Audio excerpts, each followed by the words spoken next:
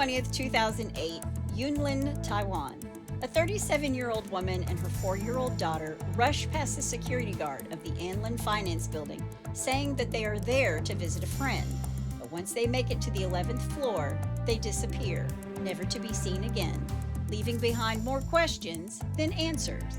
What happened to them, and why did they take off their shoes and their coats before exiting the elevator?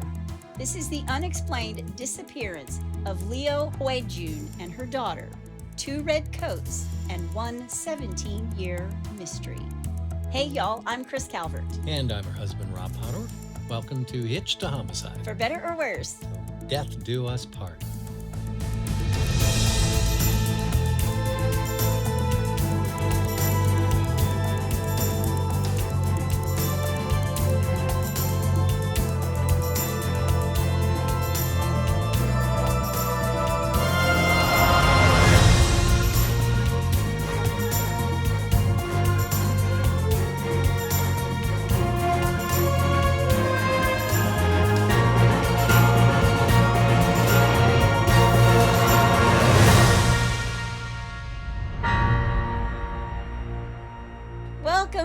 Everybody. Yes, welcome. And for our friends over there in Ghana.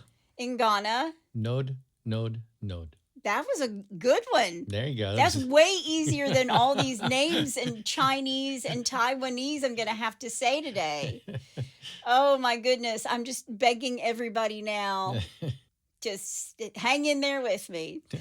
Wherever you are listening, be sure to subscribe to Hitched to Homicide, then like, rate, and review the podcast so other people who love true crime and are just like you with your twisted mind and all of the memes that say that experts say that if you relax to true crime, there's something wrong with you. If those are your people, come join us. You're in the right place. And if you're watching us on YouTube, hit that subscribe button below. If you want true crime with us all the time and you want to see all those other people and talk to all those other people who are just like you and relax to true crime and everybody thinks that there's something wrong with them, go join our closed Facebook group, The In-Laws and Outlaws. Go to Facebook, type in H2H In-Laws and Outlaws, answer a couple questions, and you are in. By the way, I think that meme was actually shared in the In-Laws and Outlaws, and everybody was like, okay, so I am. I'm a psycho. Go join.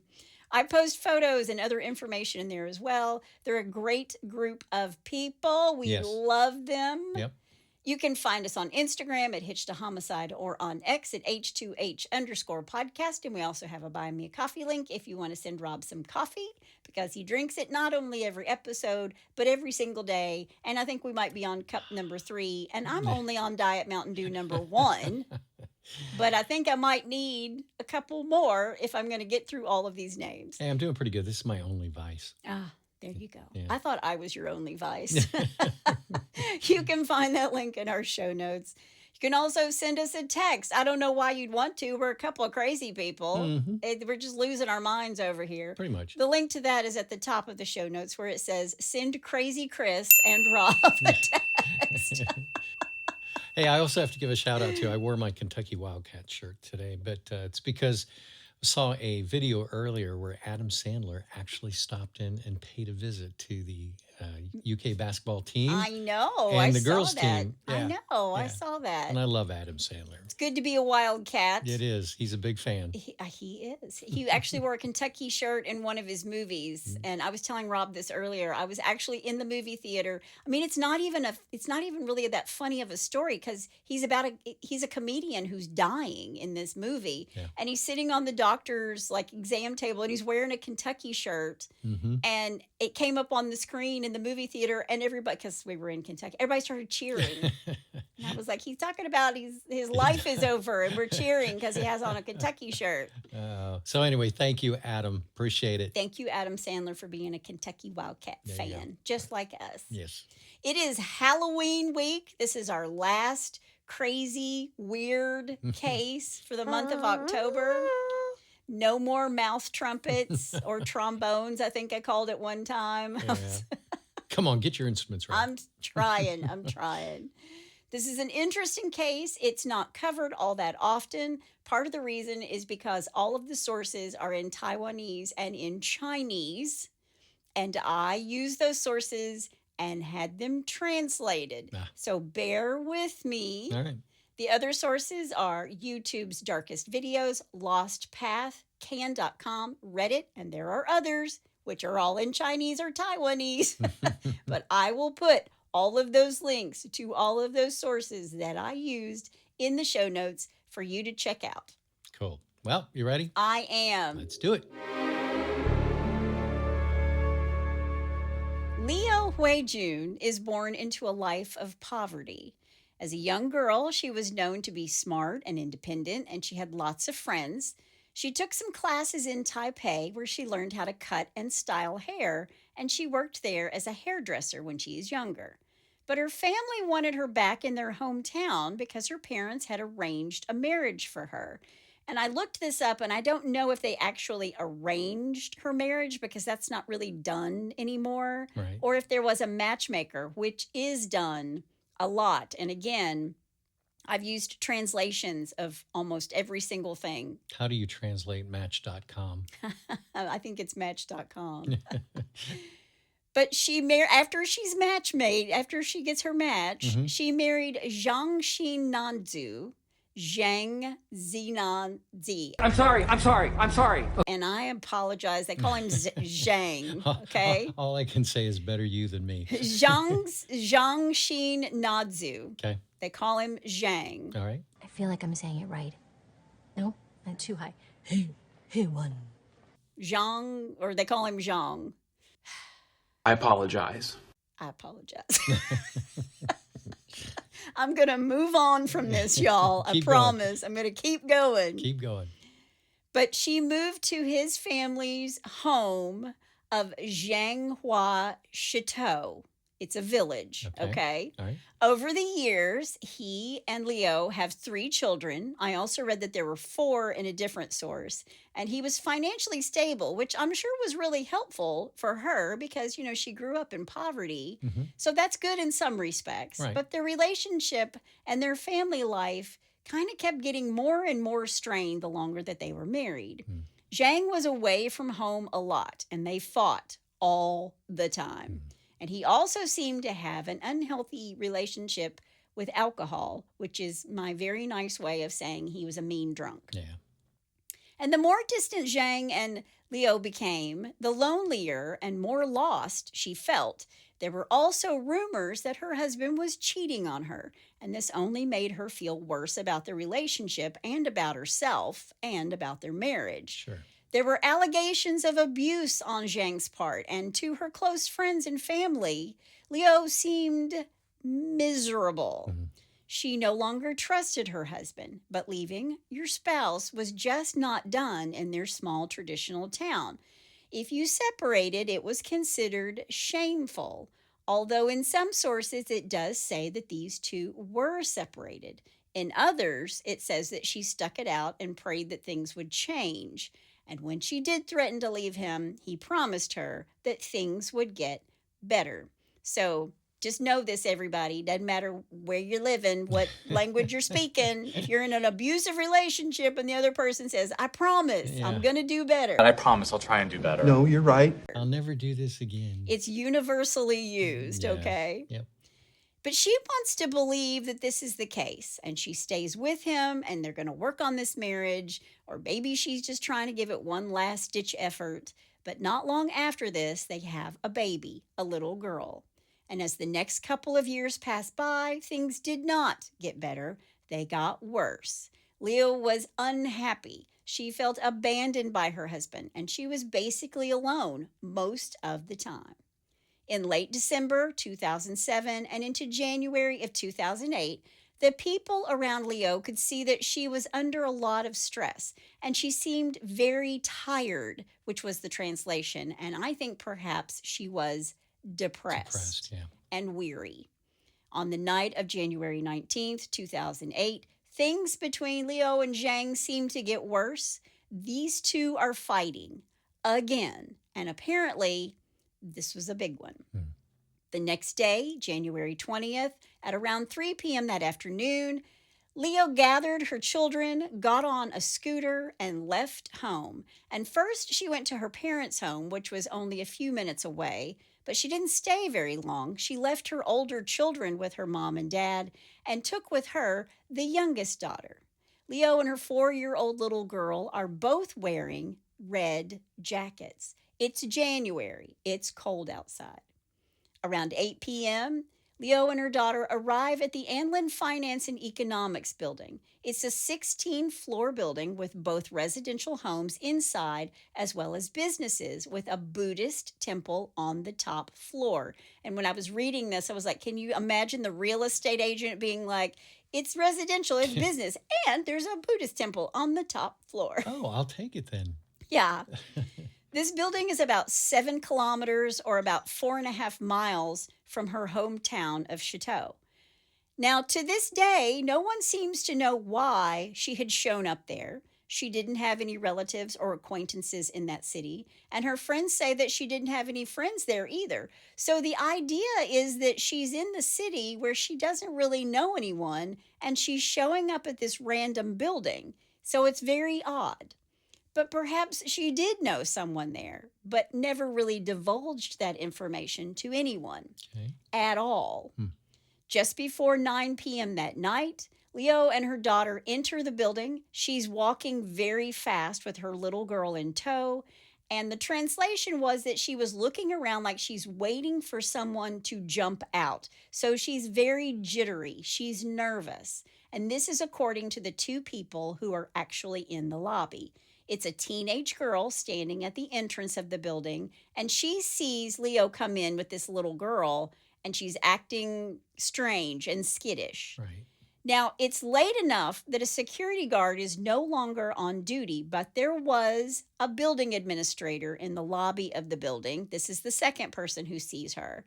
And he watches her walk in with her little girl, and she hurries past him.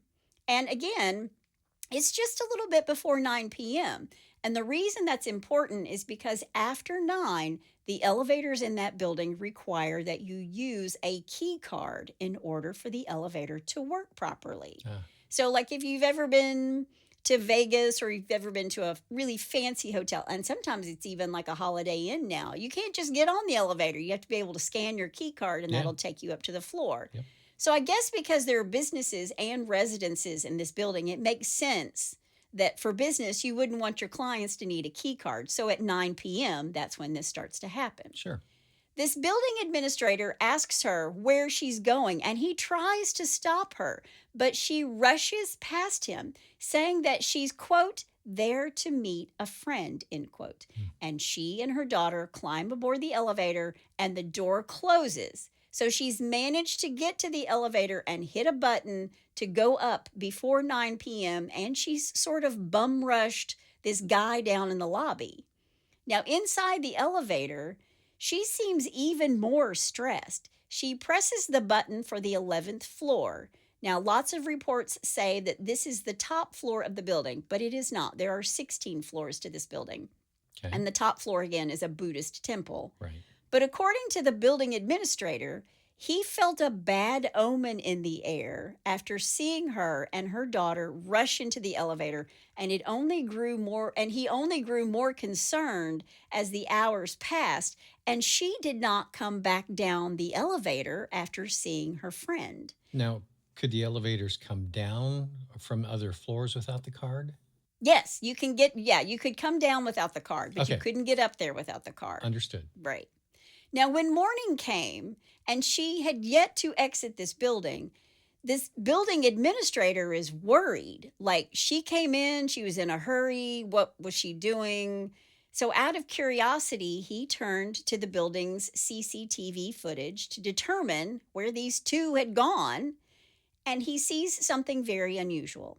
Inside the elevator, the building's cameras catch Liu taking off her red coat, and then she removes her little girl's red coat, or dark pink, depending on what you see on the tape. And she takes off her shoes, and she removes the little girl's shoes as well. Now, Liu only has on a shirt, a vest, and pants, and her daughter is wearing a checkered sweater. And remember, it's January. Right. It's cold out. Yeah. And while she's removing her jacket and shoes, the CCTV shows her looking at the control panel of the elevator. I don't know if she's urging the elevator to go faster or what, sort of like a come on thing when Yeah. you're like running late or in a hurry and you think that punching the elevator button over and over again is going to make anything go faster. It's sort of that thing. Right. When the elevator reaches the 11th floor, she picks up her daughter and the two of them get off. There are cameras on this floor, and the footage of the two of them shows Leo and her little girl entering a stairwell. And after this, they vanish. There isn't any more camera footage of them inside or outside the building at all. Really? Now, you might be thinking she's taking the stairwell to the roof of the building to commit suicide. And I read a few articles about how people will leave their shoes behind so people know that they've taken their own life. Like if they go to a forest or they're going to jump from a bridge or something, they will leave their shoes behind to say, I was here.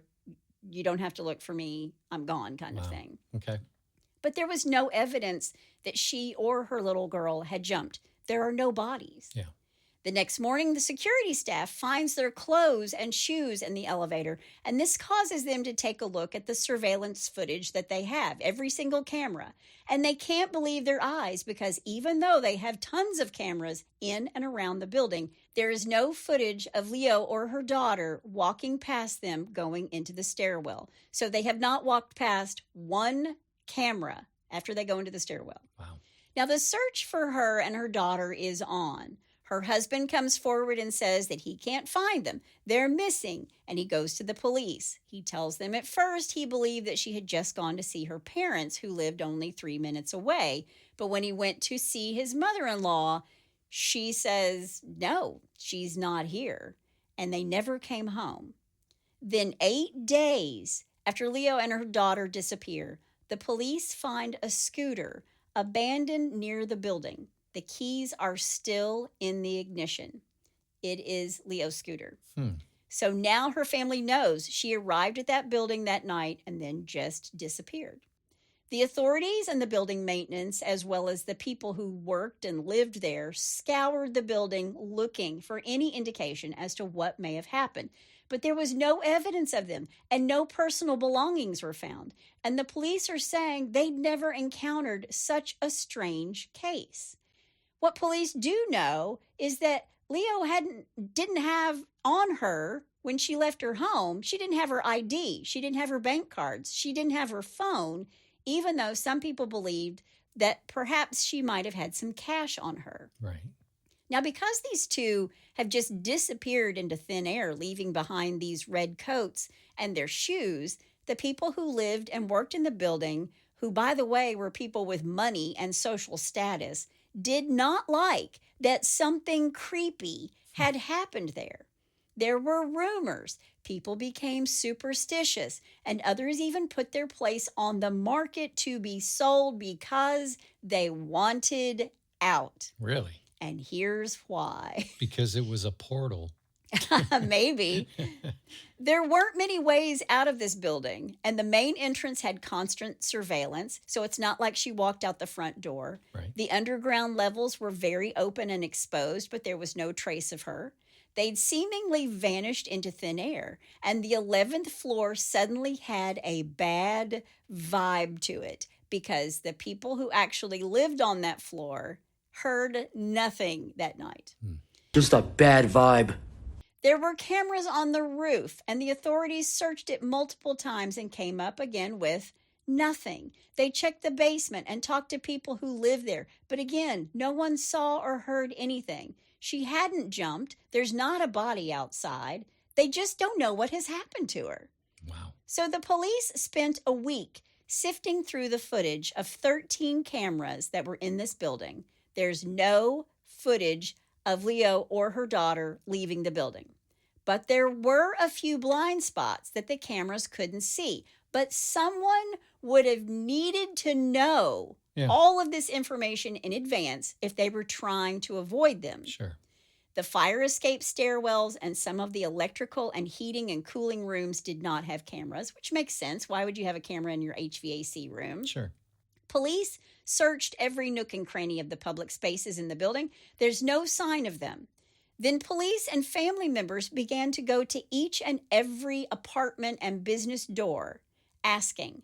But without a search warrant, the police can only question who is inside. But none of them seemed to recognize Liu or her little girl when shown a photograph. So did they somehow slip out of the building unnoticed? And the police said that finding the scooter wasn't enough evidence to warrant their involvement. They're like, no body, no crime. Right. And if Liu and her daughter did leave the building undetected, no one seems to know their exact method. All the exits from the upper floors led to either the first floor or the 2 basement levels, which were all monitored. There was a billiard hall on the first basement level that was open that night, and there is a theory that Liu and her daughter took a stairway down from the 11th floor, and that connected directly to that level where there were no cameras at the stairwell exit. And if they did try to exit that way, it actually led to the street, and there were 2 cameras on the street level, but those never recorded Liu or her daughter walking out the door. So even if they were undetected by those cameras, if they walked out that door, that would have been on, they would have it on tape. And they didn't have their coats. And they do not have their coats or their shoes. Yeah.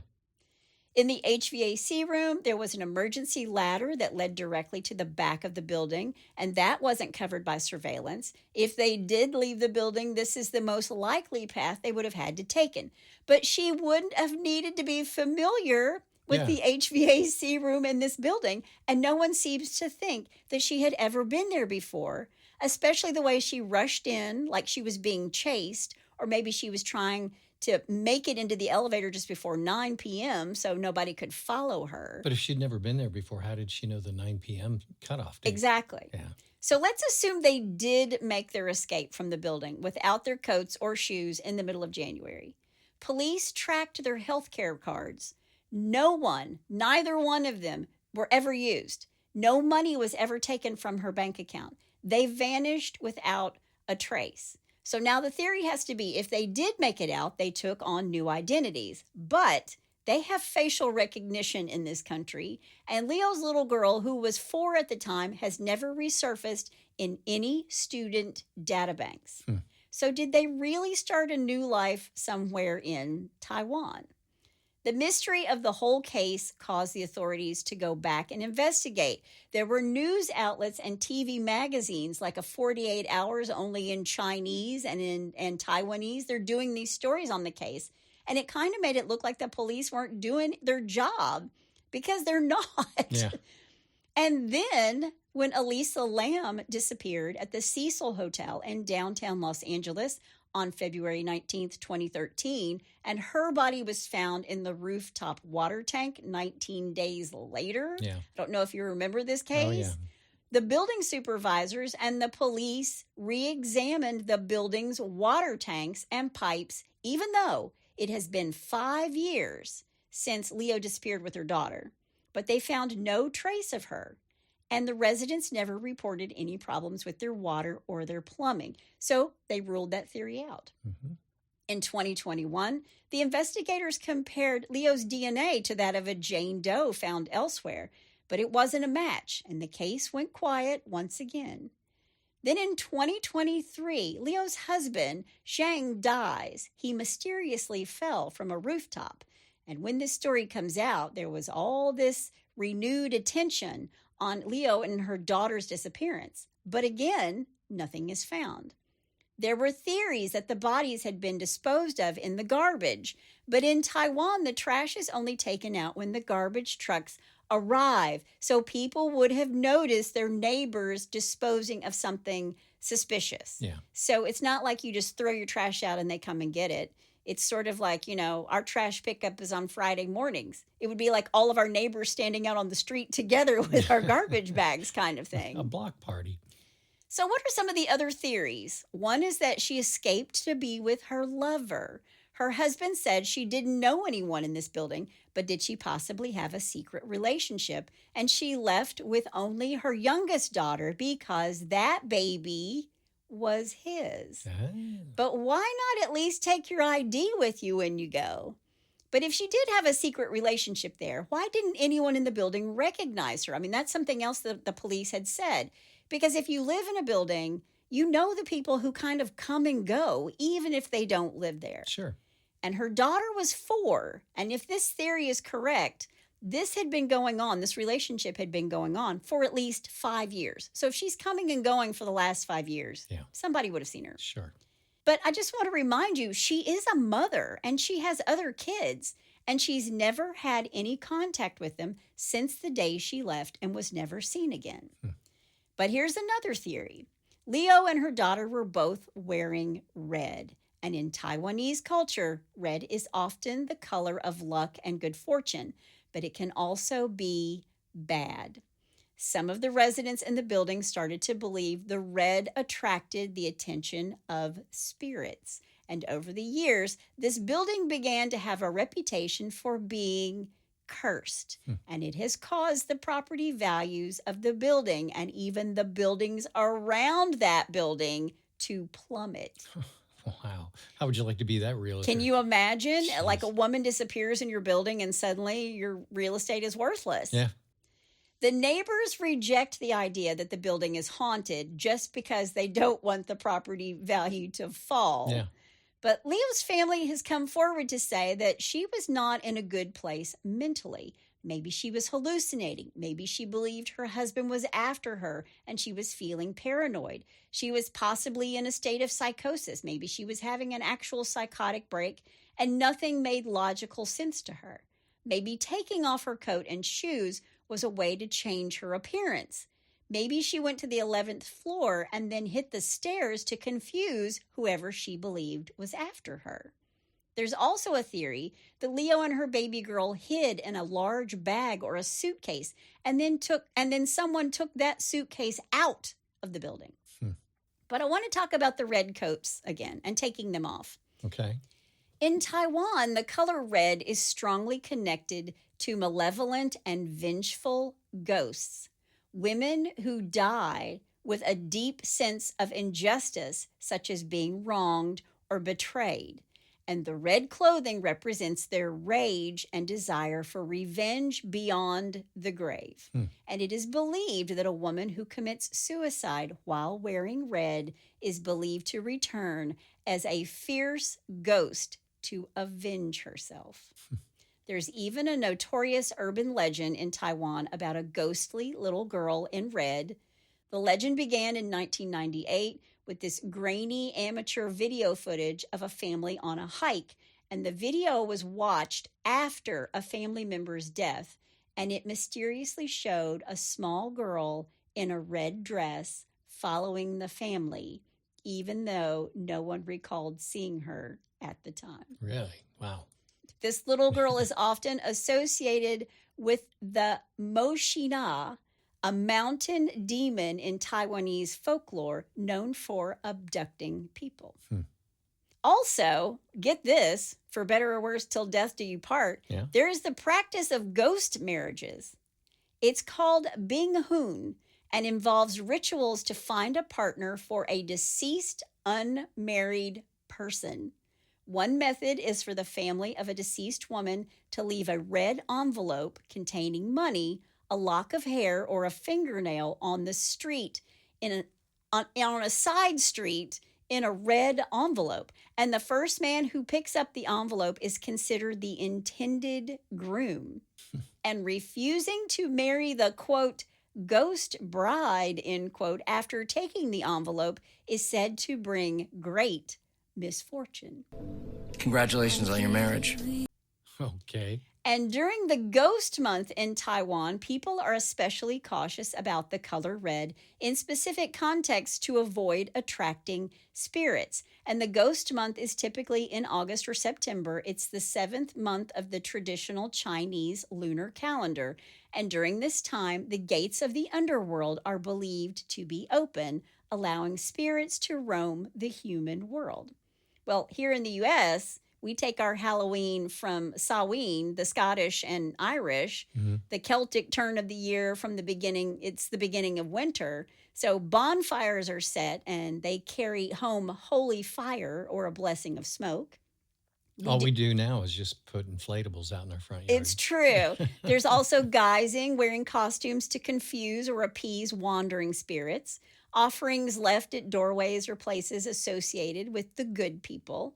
Christians have All Hallows Day and All Saints Day on November 1st, and All Souls Day on November 2nd, and All Hallows Eve or Halloween kept the vigil for the dead, and we wear masks and costumes to confuse or placate spirits who walk among us, and we leave lights on at our doorways and windows to guide the kindly dead and ward off the malevolent. And we leave food, or there's something called an empty chair or a dumb supper to invite ancestors in and eat in silence to honor them. Never heard of that one before. Me either. Yeah. Wow. More bonfires and smoke for protection and purification and communal boundary setting. Where do the Snickers bars come into all this? Where did the Twix come in? Where do the Sour Patch Kids come in, right? Yeah. But in Taiwan, even writing a living person's name in red ink is believed to shorten their life, as the color red is used when writing the names of the deceased. Wow. And some people avoid wearing red all the time. Wow. But they really avoid it during the ghost month because spirits are attracted to and may latch on to the color. So you can see why people may think that the red coat that she takes off and leaves in the elevator has something to do with the ghosts or evil spirits. Maybe she didn't want to go into the afterlife in red. Maybe she just took off a red coat in order to leave the building as somebody else in different clothes. Yeah.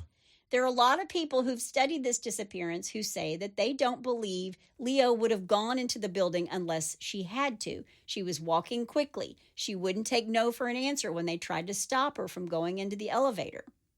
And according to one Reddit user who lived in Taiwan for several years, there are tunnels under the cities, lots of them. There are historical tunnels and bomb shelters. I read that there's like one bomb shelter that's like 100 years old. Wow. And there are modern transit tunnels and recreational pathways.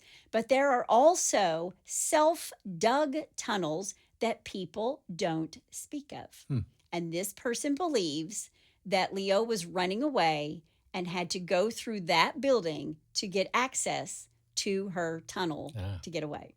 But how would she know where to go?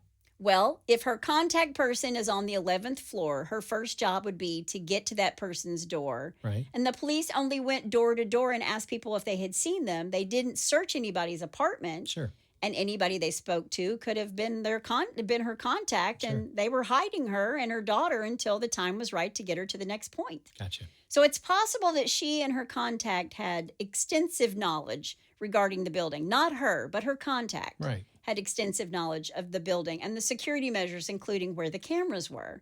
And it's also possible she paid a lot of money to be smuggled out of Taiwan with her daughter. There are some reports that stated they found a suitcase full of women's clothing in the stairwell. And if that's true, who put it there? Was it put there to throw the detectives off?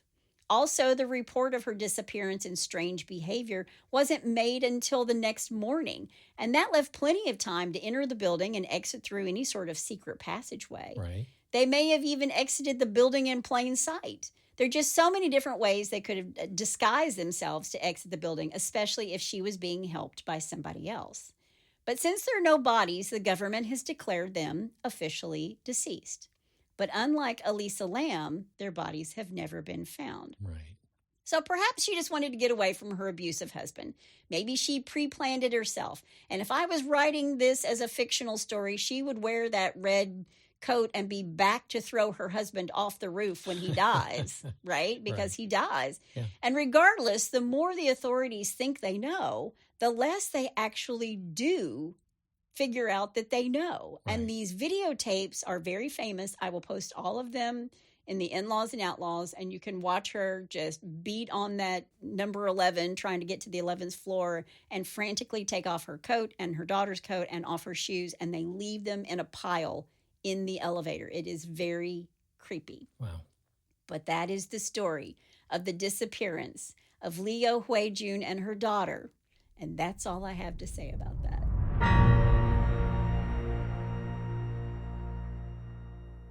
Okay, well, here's my take on this. Okay. I'm going to guess that imports of red Sharpies aren't a big haul in Taiwan.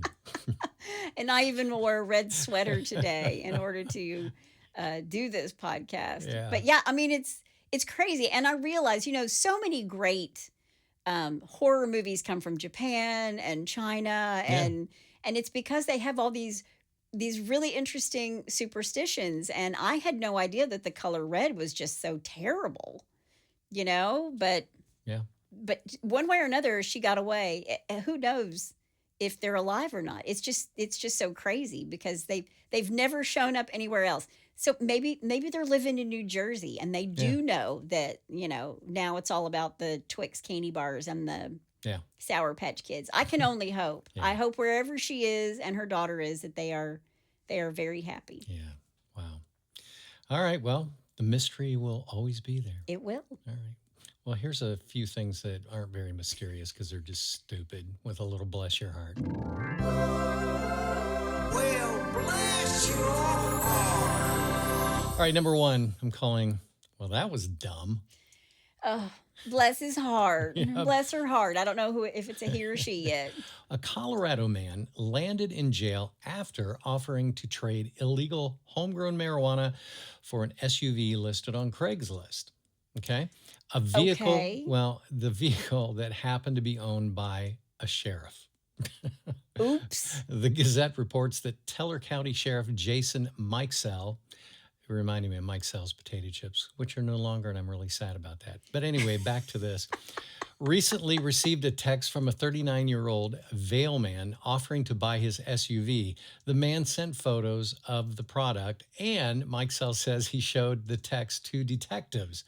A meetup was scheduled in Woodland Park in late November. The man and a 41-year-old woman arrived for the swap and were arrested. Authorities say they found about 4 pounds of illegal marijuana in the duo's car. The man and woman were charged with possession with intent to sell. Okay, I have to tell you, you said Vail man, and I thought you said mailman, and then I realized we were in Colorado, and he was from Vail, and so I went through a whole thing in my head about the mailman had a few kilos that he was trading for the SUV with the sheriff. Well, by the way, Mike Sell says he won't relist the SUV on Craigslist. I bet. Yeah, exactly. Yeah. All right, number two. Well, that's something you don't hear very often. Okay, I'm afraid. The heat wave that rolled through the Midwest recently has had a huge effect on this Ohio man. Okay. Here we go. He was arrested trying to avoid having sex with his girlfriend. Wait, what? Kristen Collins locked himself inside of his girlfriend's car and refused to get out. Because he didn't want to have sex with his girlfriend? That's what he says. Police were called, and when they questioned him, he said that he wanted to stay in the car because his girlfriend always wanted to have sex and it was too hot. He was eventually removed from the vehicle and arrested for a threat he had made earlier in the evening. Wait a minute. So I thought that men were just like, yeah, let's go. Yeah. And he's like, I'm locking myself in a hot car, by the way, because it's too hot to have sex. Whatever. I'm not buying it. There's something else going on. Well, once again, let's go back to the original title. Well, that's something you don't hear very often. All right. Number three, and finally. Finally. That's not a knife. Oh my gosh. Not again. This is a short one. A guy with a knife tried to rob a cashier in Alabama on Saturday, but the cashier pulled out a machete and remotely locked the front doors. Then, after the guy broke the doors down, the cashier ran outside and used the machete to smash up his car. Oh. And the whole thing was caught on security cameras. Police came and busted him. You just never know what's going to happen in Alabama. No. And when down there they say, that's not a knife. That's not a knife. It's not. It's not a knife. It's not. There you go. There's your idiots. Well, if you have a bless your heart or you know somebody's heart who needs a blessing, all you have to do is go to hitchedtohomicide.com. And when you get there, you can find a pull-down menu. Yep. And while you're there, you can also suggest a case or tell us about your brush with true crime. It's Halloween week. Yep. Everybody stay safe out there. Yeah, get some good candy. Hope you get some good candy, have some good trick-or-treaters. Yep. That's my amazing husband out there. And that's my beautiful bride in the booth. Join us next time on Hitched to Homicide. Bye, y'all.